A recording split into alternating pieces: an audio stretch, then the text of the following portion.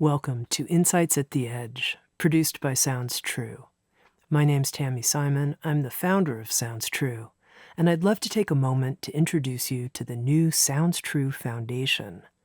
The Sounds True Foundation is dedicated to creating a wiser and kinder world by making transformational education widely available.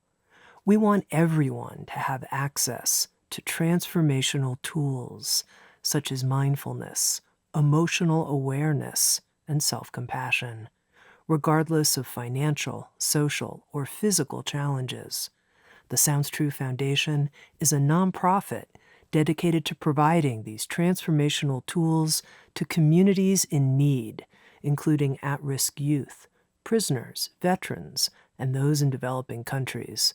If you'd like to learn more or feel inspired to become a supporter, please visit SoundsTrueFoundation.org. You're listening to Insights at the Edge. Today is a broadcast of a very special conversation that I had at Mount St. Benedict's Monastery in Erie, Pennsylvania, with a woman who is one of the most influential religious and social leaders of our time, a woman I greatly admire, Sister Joan Chittister.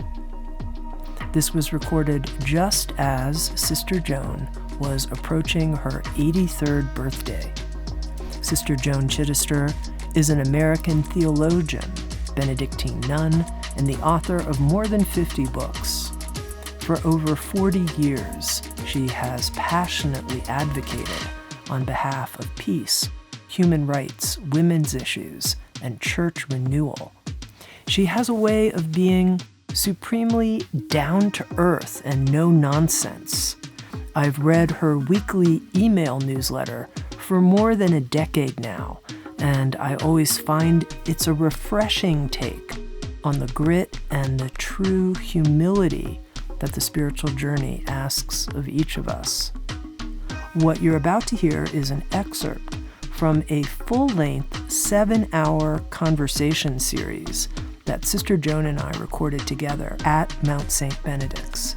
It's a series called Catching Fire, Being Transformed, Becoming, Transforming, with the idea that listeners will indeed catch fire and be transformed and become transforming through the listening experience.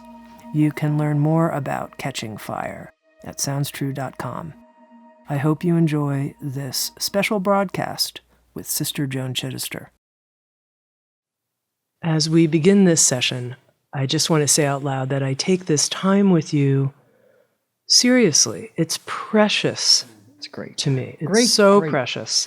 It's precious for me too, Tami. I don't get the chance to sit and talk about these ideas much with anybody. I think about them 25 hours a day, but the conversation is itself a holy one. And in that spirit, I want to ask you some of the questions inside of me that are both holy and burning, and we're going to go right for it. Okay. I'd love to know, within the Christian tradition and the prophetic Christian tradition, is there anything that you would consider analogous to enlightenment? Enlightenment from the Eastern tradition, some line that we cross, and after we've crossed that line, we're different, forever different, a different way of being in the world. The Christian tradition doesn't identify that as part of a natural spiritual process. But the dimension of it that does exist comes out of an older language that moves through contemplation to unity. So we're not using that language much anymore, but it's foundational to the whole Christian thought of what it means to kind of, my word, melt into God, to become so God-conscious in your life that you walk in the womb of God at all times.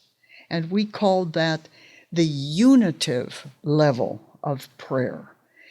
I think the better and closer analogy is simply contemplation. Now, we as Benedictines see choral prayer. It keeps the community attuned, literally attuned, to the will of God and the presence of God. But it's interesting, this 6th century document says, let prayer be short.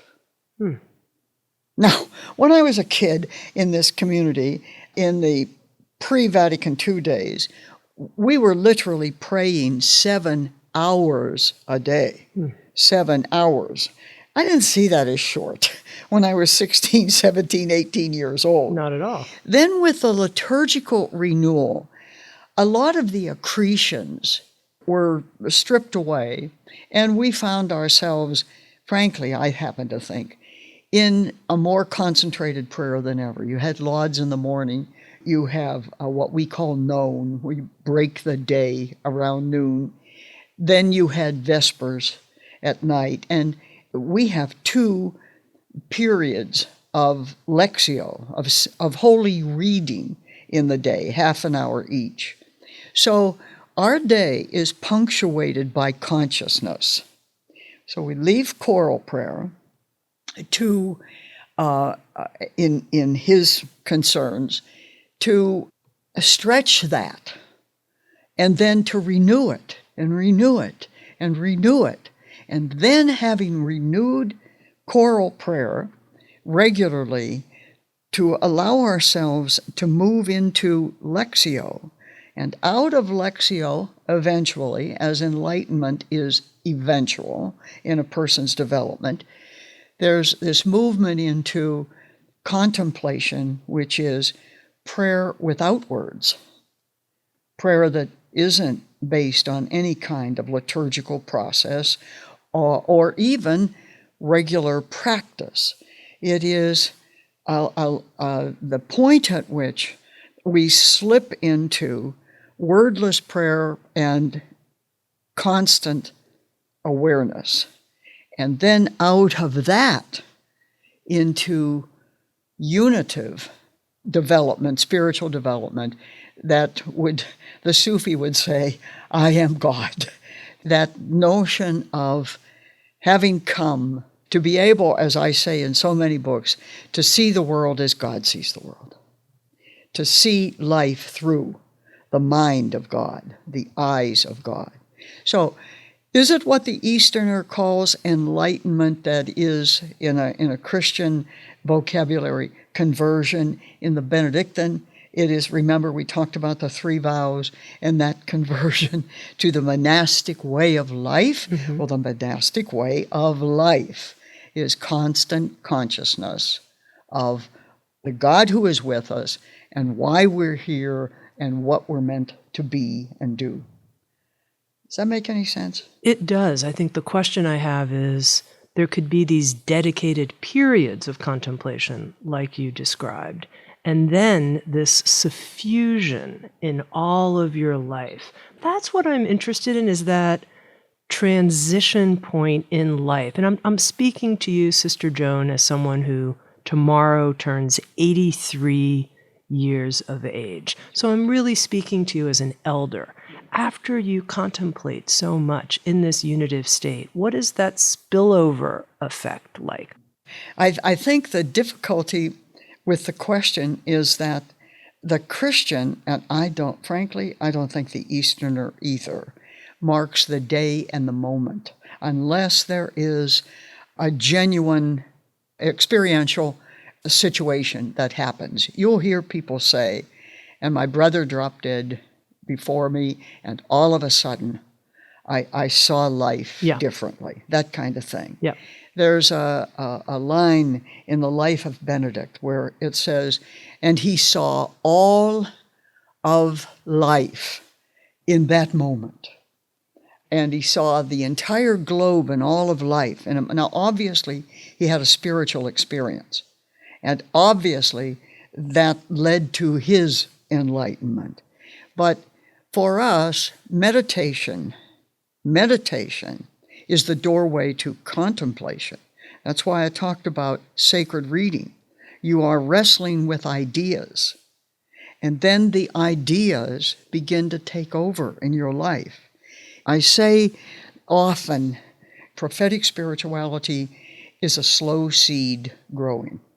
It's a process that leads us beyond where we were. Monastic life itself is a stepping over point. It's a life unlike the life around us. That very notion that you are building consciousness in to people as they come through the monastery door. And then eventually it's that dripping of water on a rock. And you get to the point where you look back and know that you have become different. But you don't know, in most cases, exactly when or where or how. But it does change you. The lifestyle is the first step into this profound spiritual change. Then the immersion in consciousness is the second level. I suppose I should say the commitment to consciousness, which is meditation, the immersion in consciousness, which is contemplation, then eventually just kind of slides and slips in a silky way into another level. And you know it has happened because maybe part of it is the natural process of a cultivated age. When you've been doing that all your life, it's amazing how what you know consciously in your life would have been a big thing 30 years ago. You now say, what? That's nothing. That's nothing. It just all falls away. So I would argue that it probably is part age, but it's part cultivated age. I don't know that you can't just hope to get to be 65, 70, 75, 80, and it's going to happen. It can only happen if it has been cultivated forever. It is a flower come to bloom. You can see it in its stages. You know when they turn the ground. You know when they drop the seed. You know when the first green grass sprout begins to struggle up through the earth and the compost. And then you see the bud. And then one day you get up and the flower is in bloom. It's a lifelong process. Now, several times you've spoken about seeing the world the way God sees the world, loving the world the way God loves the world. And upon reflection, I realize that when you say it, I tune into what you're saying. I kind of get it.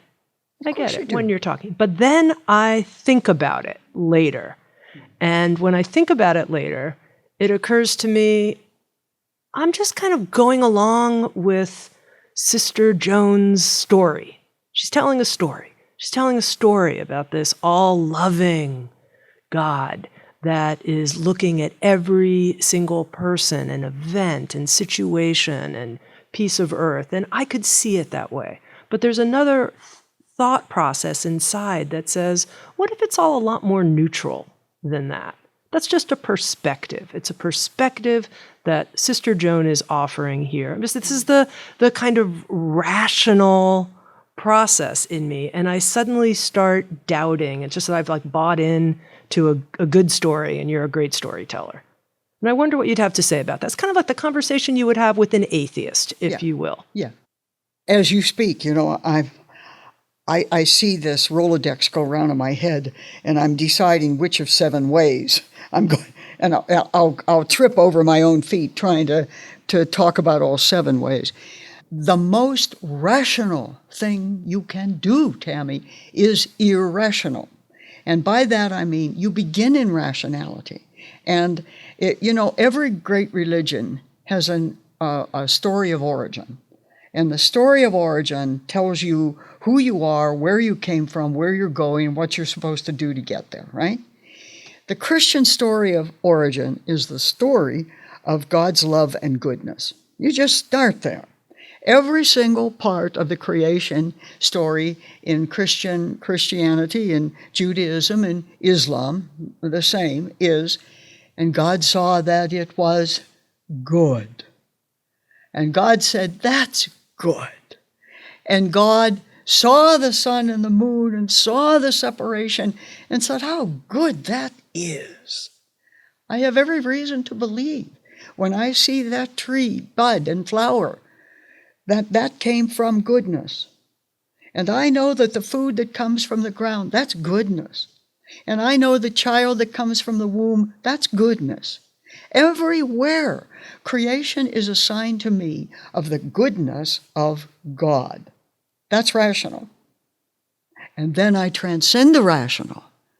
And I know that the God who created all of this goodness, everywhere I see it, every color and every form and every part of creation, earth, sea, and sky, that goodness is the foundation, the ground of life, and that is the mind of God. Goodness is the mind of God. And fullness of development is the mind of God. So when I see whole populations that are not permitted, or their fullness of development is suppressed, I know that is not the mind of God. The mind of God is, and that's good. And that part of creation is good. So I would never attempt to argue this, because in my heart, I'm with you, period. Mm-hmm. However, I have discussions with people who are more scientifically minded than I am. And they'll say to me, Tami, I see it more neutrally. Yes. That is a human interpretation, and it works well for you and your sweetheart. Good for you. Mm-hmm. However, I see the world as this unfolding, neutral experience where there's always been aggression and animals eating other animals, and we are, in fact, an evolved animal. And they give that argument, and I don't know what to say. Well, there's a big difference between goodness and holiness. The seed is good. I have every possibility and potential and experience of corrupting my own seed as I grew. Everything doesn't grow to the fullness of its goodness. I'm sure of that. But I'm equally sure that the potential is in us to grow as, sure, there are failures in evolution. I'm quite scientific in my approach. I do not separate science and religion, as some people do. I see the unfolding of, thanks to science, of a new awareness of wonder in the universe. That the seed that is creation also is free to destroy itself. Of course it is. And the whole notion of whether or not we bring ourselves to the height of our own possibility, that's left to us. God is not a puppeteer. God is not a vending machine. You don't put so many Hail Marys in and get money out. You know, I have actually heard people say, I went to Mass every day of my life, and what did I get for it? A divorce. He walked out on me. As if life is a quid pro quo. It is not. For each of us, each of us individually, alone and separately, work out the creation story in ourselves. It's as singular as it is global. And each of us, we have an awareness of who we are. Now, are some of those seeds corrupt at the beginning? I'm sure. Every radish that I plant does not grow. I know that. That is part of life. That is the process. I like the Eastern approach to karma. You get out what you put in, and you're the stuff of your own creation. That's what it comes down to at the end. Mm-hmm. I am responsible. And when it comes to consciousness, not even enlightenment, consciousness of this is the process of life, that origin story that has this magnificent awareness of how we shape ourselves and what happens to us as a result of that shaping. I honor that. Every bit of that is right. I do not say, when I'm saying everything God did is good, I'm not saying everything God did is perfect. Everything God did is potentially good. That's you and me too. And the difference is that now we are responsible for bringing ourselves to that height, and I like to move away from the word good at that moment and say to that height of our own happiness. Julian of Norwich, the 13th century mystic, she's wonderfully, terribly misquoted.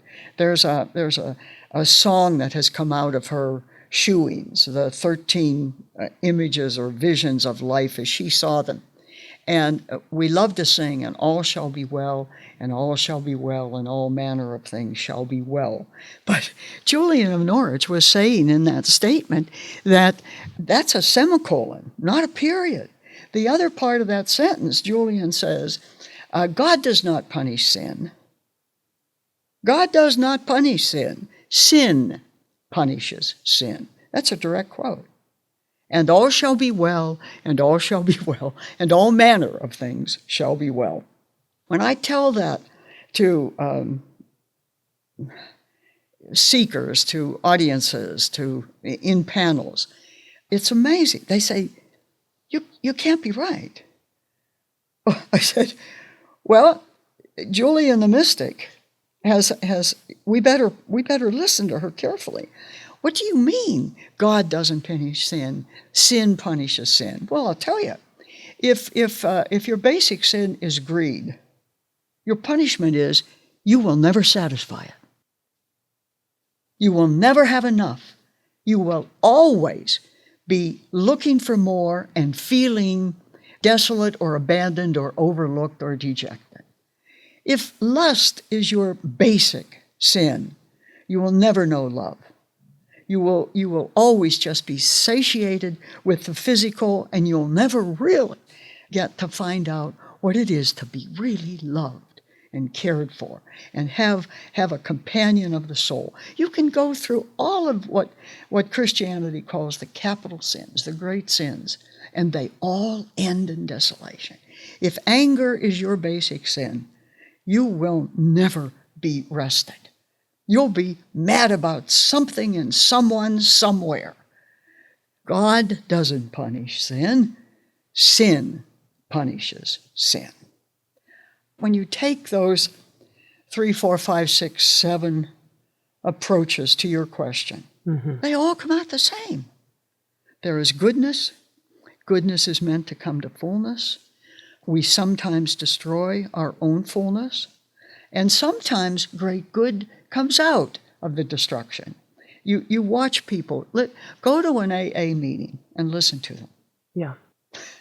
Talk about who they were once and what happened and how their lives have evolved into a beauty they never thought possible. It's everywhere. It's God giving life the right to be life and to shape itself. It's karma, it's goodness, it's creation. It just doesn't come out evil ever. Under any, science won't tell you that they think it's evil. They are neutral, and they should be neutral. And I think in our own way, we must be neutral. We have to realize that this potentiality does not always bring itself, at least as far as we can see, to fullness. So, of course, this is not a fairy tale. This is the story of life. And this bringing people up, holding people up, staying with people, helping one another. We're all trying to come to fullness. There's lots of room for the lack of fullness in that rendering of the story. But however, whatever story of origin you're using, at the end of that story, the fullness is there. What about the scientific story of origin? Well, it's not finished yet, is it? We don't know. We don't know. We cannot say. But we see it moving into more and more enlightenment, more and more awareness. I mean, I'm if you want contemplative material, let alone meditative material, find a good scientist and sit with them. You cannot deny the wonder of it all. Mm-hmm. Now I want to ask you the question that is most alive in my heart, which is a little bit of a strange one, which is, how does someone, we won't have to name that person, open their heart more and more and more? And I ask this because in my own experience, I found that I understand so many things. I've interviewed so many people at this point in my life, but it's my heart that is still in this flowering process, and there are still places where I can tell it's closed off and it's kind of numb. There are some things we should be closed to. Interesting answer. That is part of our openness. You're going to have to explain that to me. There are some things we are not meant to embrace. I am not meant to take it for granted, as we did for hundreds of years, that some people are born to be slaves. As our understanding, scientific and otherwise, of the full of life as it developed in us, it took another couple hundred years to open our hearts to that notion. In other words, we wanted slaves. Who was going to pick the cotton, as they say, what's her name, was singing all those years? Why are darkies born? Jane, she's the one who does the Star-Spangled Banner thing. A marvelous, marvelous voice.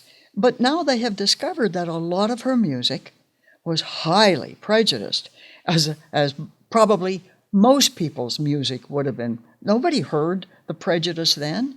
We developed into the consciousness of it. So when you say, do you want to open your heart to slavery? No.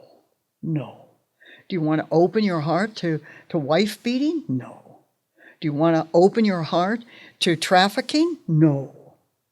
So the fact that your heart does not assent to evil just because it's out there, you have closed one side of your heart, and when you do that, the rest of your heart opens.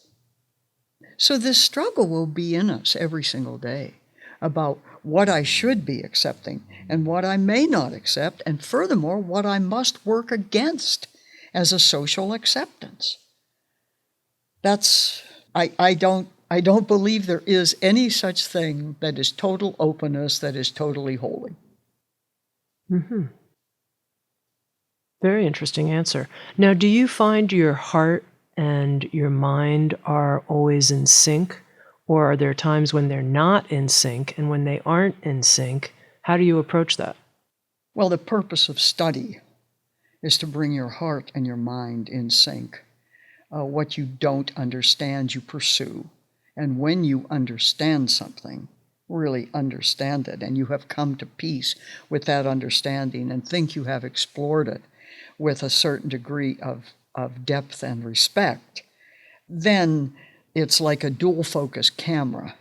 The one thing comes in line with the other. But if they weren't out of sync, how much would we be prompted to pursue? It is the very division in us.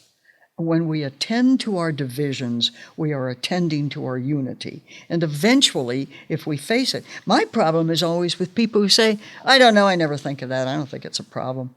I mean, so you own people just as long as it's okay. If it works, why wouldn't you do it? And I say to myself, that is a person without a division. And the lack of that division means this person cannot grow. It's not even a question for them. In a way, you're validating the power of being aware of the divisions we have. Absolutely. As an entry point. That's grace. That's a call. When I feel out of sync with myself, I have a great growth question that's simmering within me, and I have to attend to it. You know, the woman's question is a continuing demonstration of exactly what you've brought up. What is a woman worth? What is woman for? It's the great question of the 21st century. Because for so long, we have allowed this lack of wholeness not to bother us at all. We simply used it to make half of the human race comfortable and took the discomfort of the other half as their God-given duty.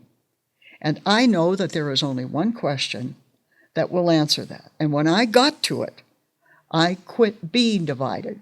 And the question that I brought myself to, I really struggled with this, believe it or not. I mean, I'm Catholic. What is a woman for? To breed? Is that it? Is that the whole deal? To care for the other half of the human race? That's the whole deal? I came to one question, it solved everything for me. I asked myself one morning, well, just tell me, Joan, is a woman human or not? And what do humans do? And what makes a person human? And is a woman's humanity equal to it? I stopped worrying about the question, aren't you really upsetting people? I mean, Joan, you'll destroy families like this. No, I won't. I will strengthen love, and I will strengthen the family unit when everybody in the family unit is enabled to see in themselves the flowering of everything they're capable of. So I take it as a self-evident fact that all people have equal contribution potentially within them to the human race, regardless of if they're transgendered, if they're women, if they're men, it does not matter. So I take that as right there, it's clear to me. Within that view, what do you see as the priorities of transformation within our institutions and within the world to bring that into actual, to use your language, holiness, into fact, into reality, not just a philosophical view? Well, one of the things that fascinated me, this will not sound like an answer, so give me a minute. One of the things that fascinated me as I grew and as I studied a lot of history because I was a history teacher.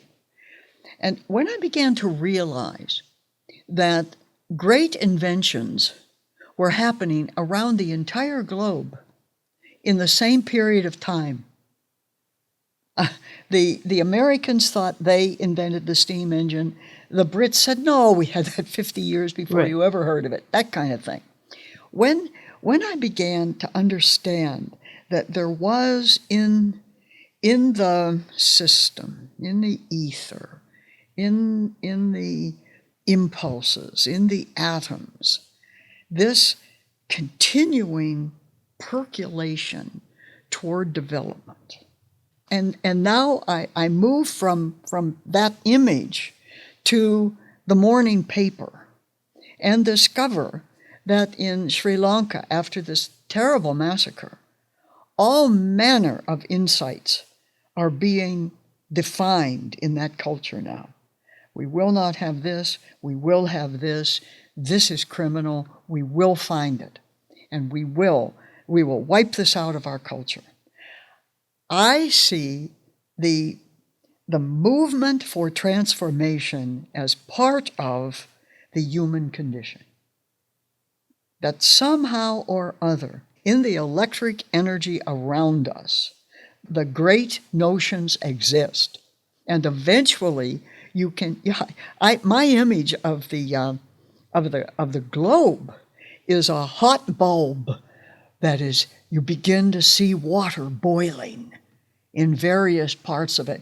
25 years ago, Tami, all I heard was any word that anybody said about the condition of women in the United States was, you Americans. I mean, of course. You're so out of touch anyway. Why wouldn't we think that you would move into this?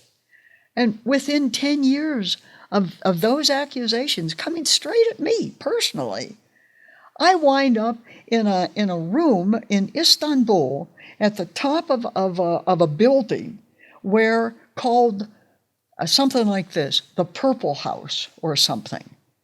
And here were 100 young women on the floor where these things didn't happen. And they were creating their own women's movement. They didn't know anything about us or ours. They just knew inside themselves that what they saw, the way they saw their lives being laid out was wrong. I think that the growth, the creation is in constant moral evolution as much as it is in constant ecological movement. And so we're all growing and changing and becoming, and that becoming is the power of the globe. Okay, so when you step back and you see this moral evolution, just like ecological evolution, I have questions about the evolution of spirituality and spiritual practice. And some of this comes from my own experience.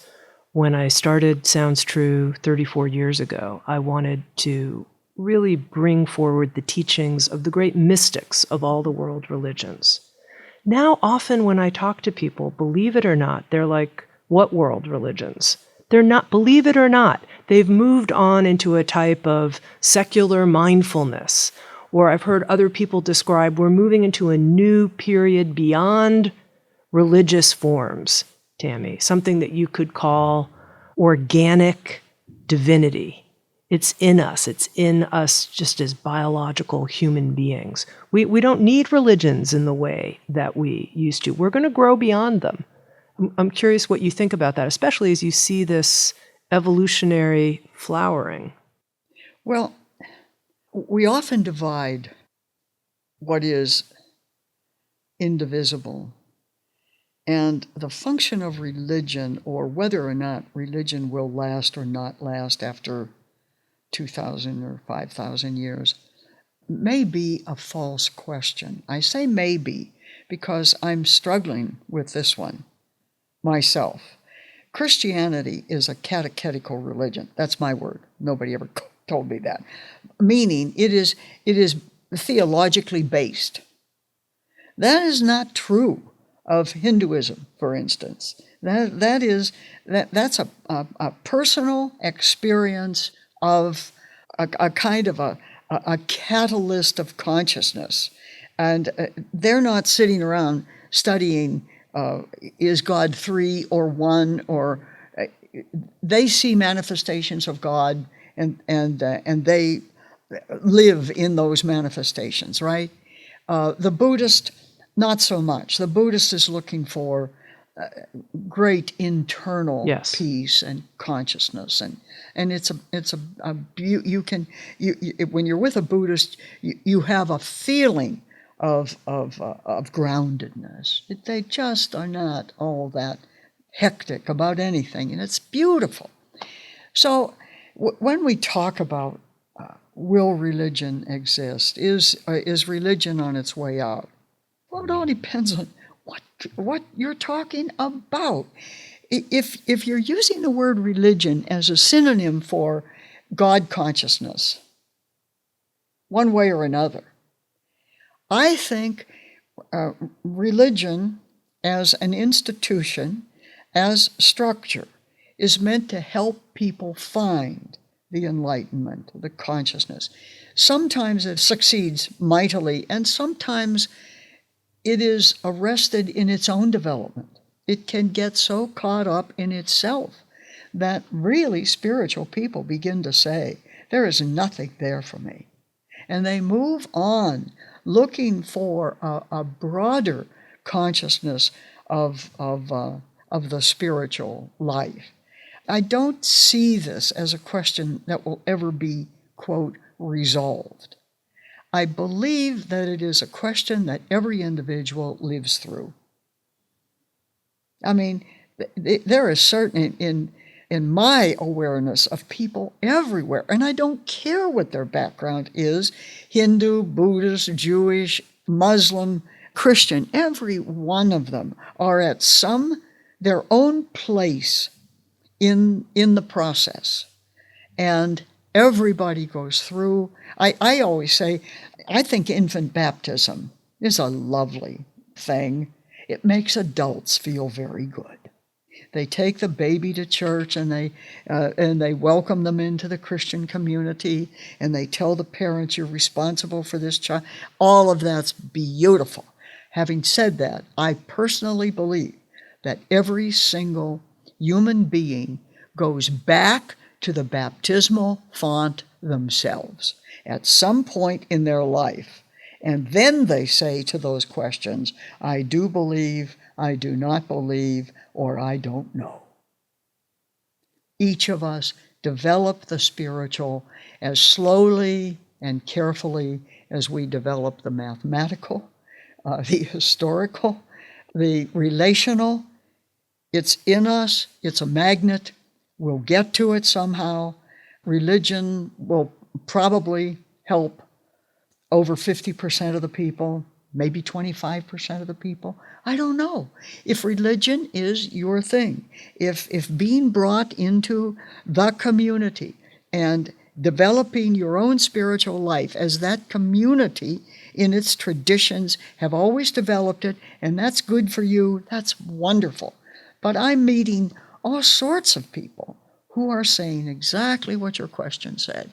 Sister Joan, I was raised Catholic, I was raised Methodist, I was raised Baptist, but it's just not there for me anymore. Is there something wrong with me? And I smile inside and say to myself, only that you're human, honey. That is your disease.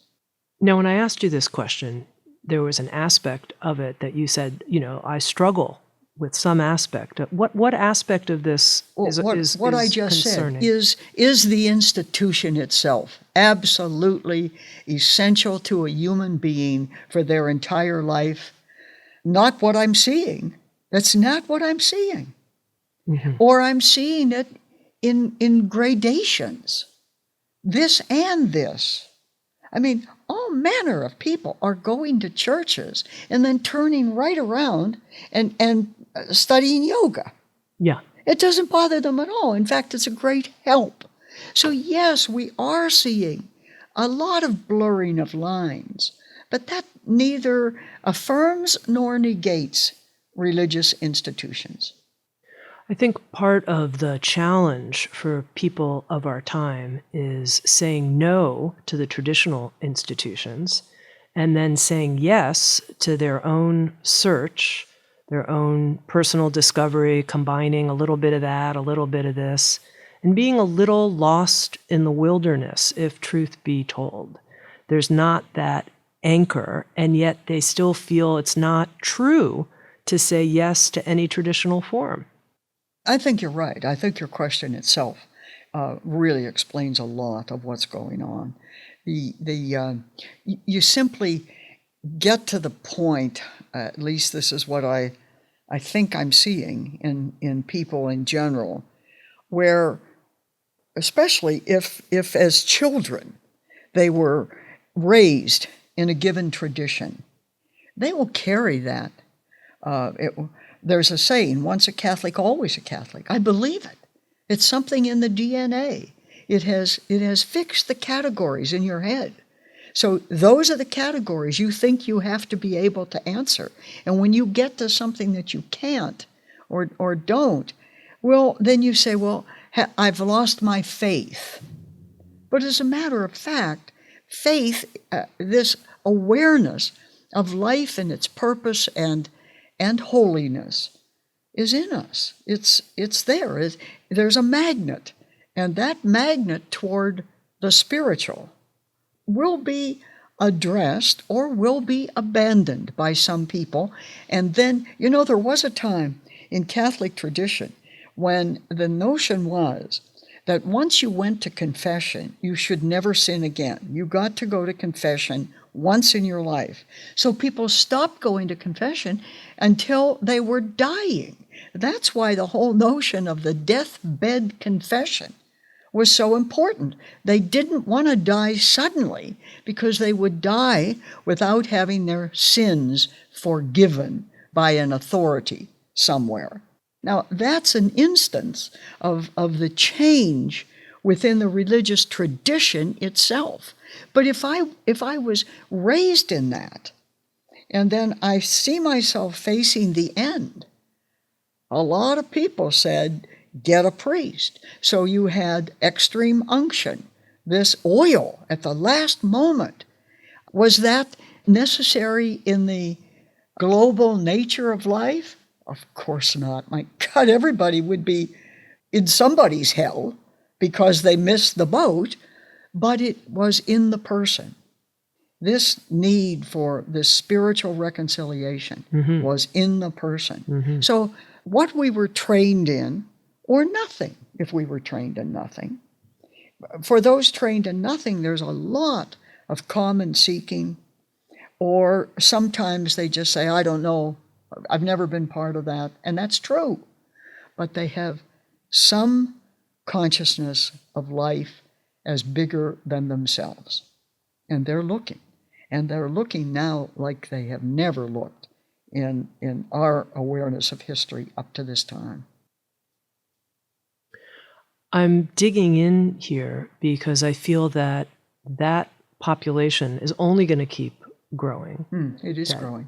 And from your perspective, I'm wondering what kind of framework it makes sense to offer people that from a universal position, people can go, okay, Sister Joan Chittister at 83 years old said 1, 2, 3, 4, 5. Make sure you've got that covered.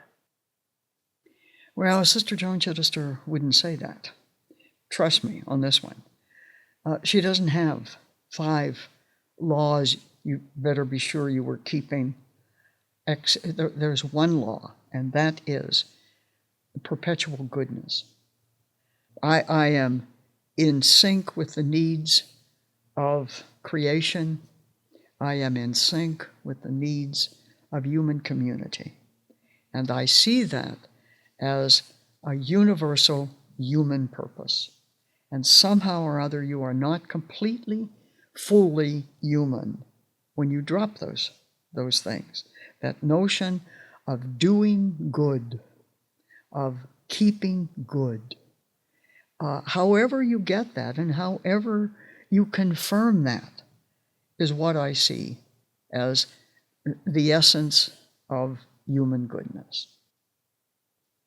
Perpetual goodness. I love that. It's a very beautiful phrase. I want to ask you about something I was reading in the book Essential Writings that has been compiled from your books. And there's an introduction to Essential Writings from Mary Lou Kaunacki. And she's writing about you, and she's writing about how you came to be what she calls in the book a passionate contemplative. And here's the paragraph. She said, Joan had a direct experience of God at a very early age, but only revealed it some 50 years later during a public lecture. In that speech, she recounted praying one night as a teenager in a dark, eerie cathedral with only the sanctuary lamp for light. Suddenly, she had an experience of intense light. She joked that it might have been a janitor working late or a bad light switch, but for her it became an insight into God that remained. I knew then that the light was God and that God was light. And what I wanted to ask you about is what you experience as the relationship between the nature of God and light. I can only repeat or reveal my feeling. Every word in that paragraph was true. Every word, there was nothing exaggerated and nothing not so. There's just one sentence left out that I never said in public till this moment. After that moment, to this moment with you in this monastery, I had a sensation of the presence of God, and I never, ever lost it. Never. In the darkest times, in the brightest times, there is in me, somehow around me, a sense of warmth and security. All shall be well, and all shall be well, and all manner of things shall be well, even at my darkest moment. That light became warmth for me. That light is still here and has been with me through the hardest parts of my life. I was about 12 when that happened. I might have been 13. I was there for a Girl Scout meeting. And the Girl Scouts met in the basement of the cathedral, and I got there early. And there were back stairs up into the body, and I wanted to make a visit. That was a big thing for Catholic kids, Catholics passing a church, would go in, kneel in a pew just to make a visit. And when I got up there, there was nothing on but the sanctuary lamp over on the right-hand side of the church. And I knelt down at the altar rail. It was cold, it was dark. I didn't have, again, as a Catholic kid, you'd say an Our Father or a Hail Mary. I have no idea what I said, if anything. All I remember is looking, just being there, and kind of seeing the church in total darkness like I never had before. And then the flash, and the lights went on. And I couldn't imagine. And I looked around, and there was nobody in that church. And I stared at this light everywhere and thought that somebody was going to tell me to leave. And then little by little, the light came down, just came down, and the darkness was there again, meaning there were no lights in the church except the sanctuary light. But I got up and left that church and walked down those steps to that Girl Scout meeting, knowing I was bringing the light with me. I knew it. I knew the light was in me. And so I never told anybody, nobody, no priest, no sister. I never said a word to anybody until they had the conference in Oregon, I think, called God at 2000. And they asked us if to agree to make a presentation on who God was for you and how you knew it. And I thought, oh, what am I going to do? I have no answer. I have no theology that satisfied my answer. And by that time, I had come to the point in my own life when I really believe that people have more mystical experiences than they realize. Mm-hmm. And I believe everybody does, and they'll tell you little snippets of stories, but they don't know what it was, but it happened. And so I thought to myself, well, then maybe this light story wouldn't be so unusual. I could just get away with it. But having to put it into words is when I most consciously, the sentence came to me, and that light has never left. That light is still there. That light got me through everything. I felt that somehow or other I was being watched or held or led, or I don't know what the word is, but it was there. So when you say, what did that mean to you? And when you try to talk about it as a demonstration of God in your life, I don't have words. I have an experience. Mm-hmm. I want to understand the experience even deeper. When you say you felt a presence, the sensation of a presence that's always been with you since then, what does it feel like? You said warmth, but do you feel it in a part of your body? Do you, what part? What does that feel like? It's just wrapped. It's just wrapped, that's all. And on the coldest day, it's there even though I'm cold. I'm physically cold, but I know this warmth. It's not definable. I can't define it anyway. I just know it's there. Bad answer. I understand. No. Do you feel this came to you as a gift, as a destiny? And this was something that just happened. No, you didn't do anything. No. I thought it, even at the age of 12, I said, there was something in me that said, finally, now I know. That I finally got it. Like you said in an earlier question, when you say it, I get it. Yeah. And then I begin to doubt it later. Yeah. No, it was a got it moment before we said got it. It was, I knew that I had gone up there and had taken something out. And I used to worry that it would go away. I wondered how long it would stay. And I'm 83, so it doesn't look like it's going anyplace. In your reading of great wisdom figures, is there any corollary where you can see in the lives of other people things that happen that, it's kind of like that? Like when I read that story, it was like, okay, that's similar. Well, all of them, like Hildegard of Bingen, again, is a Teresa of Avila, Catherine of Siena. God was a presence to them of somehow. They don't. Teresa talks about it more than anybody else, actually.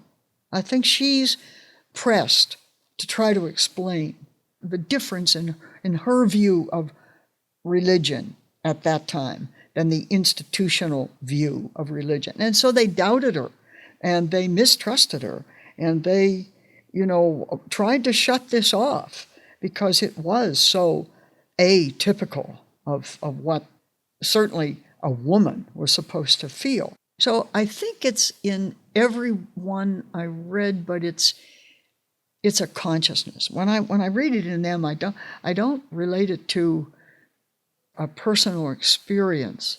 I just simply say it does happen. Consciousness happens. Yeah, it happens. In this same introductory essay, Mary Lou writes that a second incident affected your spirituality in a deep way, and it happened in your early 20s when, as a young Benedictine sister, you were given the book Abandonment to Divine Providence, and that through this book you discovered the sacrament of the present moment. And I wanted to hear more about that, the sacrament was huge of the present moment. In terms of some sort of understanding of the divine as kind of electrical energy that was present at all times, that you should be looking for. This is Cassade's book, and it meant everything to me. It became, next to the scriptures, I still have it. It's on my desk at home, little red leather book. I still pick it up every once in a while. It's heavily underlined by this youngster who is trying to figure out in her own life the kinds of questions you've been asking for several days now. And so I recognize the questions because I've been there in my own life, trying to separate, the grain from the chaff kind of thing. How much of this is can you put any stock in? How much of it is helpful? And Cassade's notion of God in the present moment opened everything to me. I could stop looking for great signs or great challenges or great insights or great truths or great teachings. It was simply to be aware, and has riveted me in. People will tell you that I am where I am. I am not distracted right now. This conversation is the only thing on my mind. And yet, when I walk out that door, there are 15 things I should be attending to. Mm-hmm. And I'm sure that this, somehow or other, really leavened my soul. It enabled me to be present to the moment and to see every moment as a potentially holy moment, and certainly potentially a learning moment. It really captured me. She's right about that too. You know, so many people now in today's world want to discover how to be mindful.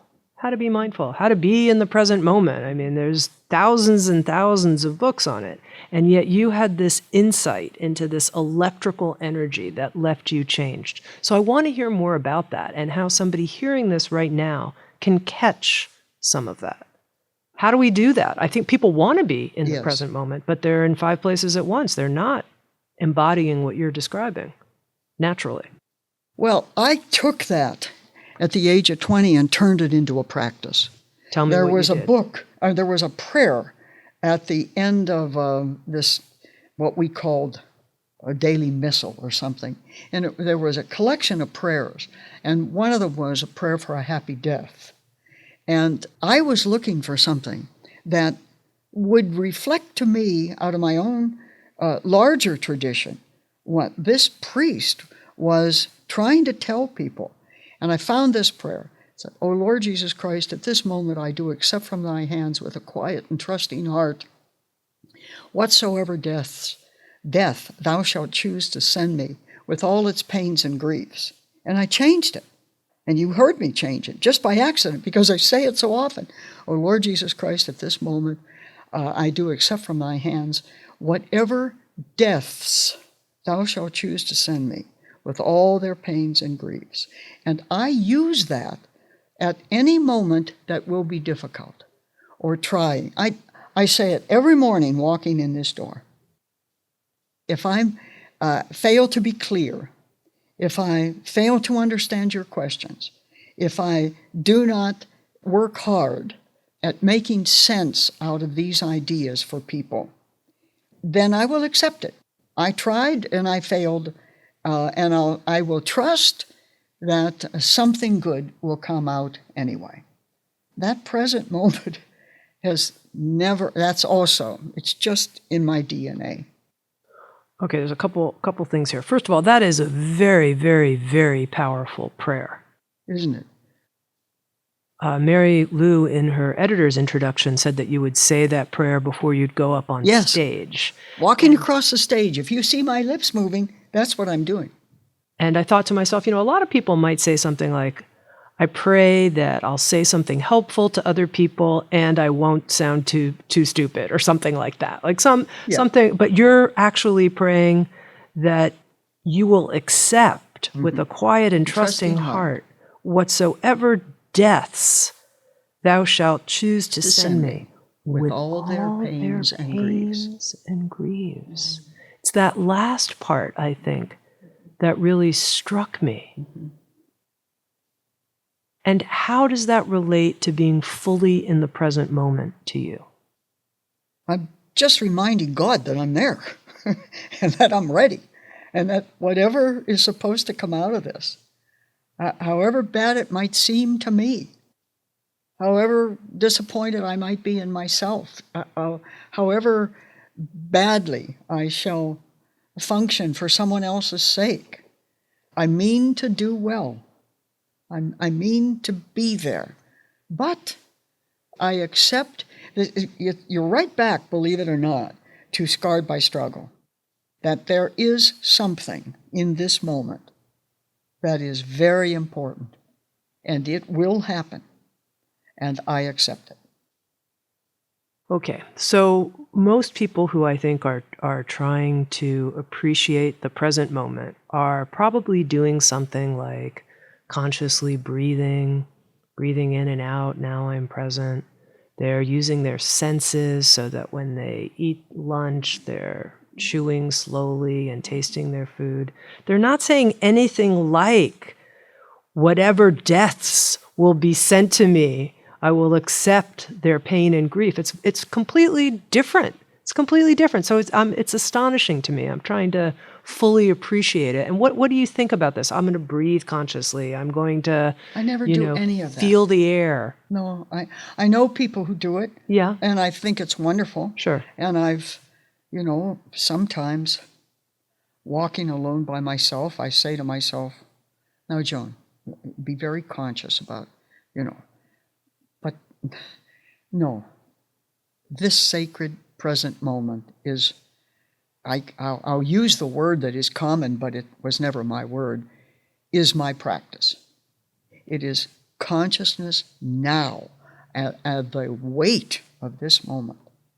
This moment I'm in is terribly important, and I accept its importance in any way it happens. And I will be present to this moment. God is in this moment for me. And I don't know how.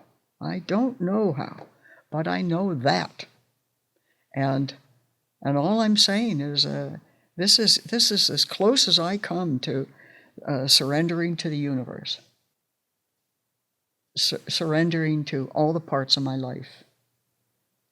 Surrendering to hope, to responsibility. I'm responsible for this. It's a very conscious life I live. And you can call it mindfulness, and I do mindfulness very poorly. I really do. I mean, I'm physically incapable. Like I love the walking meditation. I've done it in groups. But for somewhere, see that's a spirituality that just has never captured me. Just being where I am, surrounded by this warmth and open to this moment. This is my life. This is my spirituality. And it is very unadorned. You've been listening to a special broadcast of Insights at the Edge with Sister Joan Chittister. The rest of our conversation, the full 7 hours, can be found in an audio series called Catching Fire, Being Transformed, Becoming Transforming. You can find that at SoundsTrue.com. Thank you for listening to Insights at the Edge. You can read a full transcript of today's interview at SoundsTrue.com/podcast. And if you're interested, hit the subscribe button in your podcast app. And also, if you feel inspired, head to iTunes and leave Insights at the Edge a review. I love getting your feedback, being in connection with you, and learning how we can continue to evolve and improve our program. Working together, I believe, we can create a kinder and wiser world. SoundsTrue.com, waking up the world.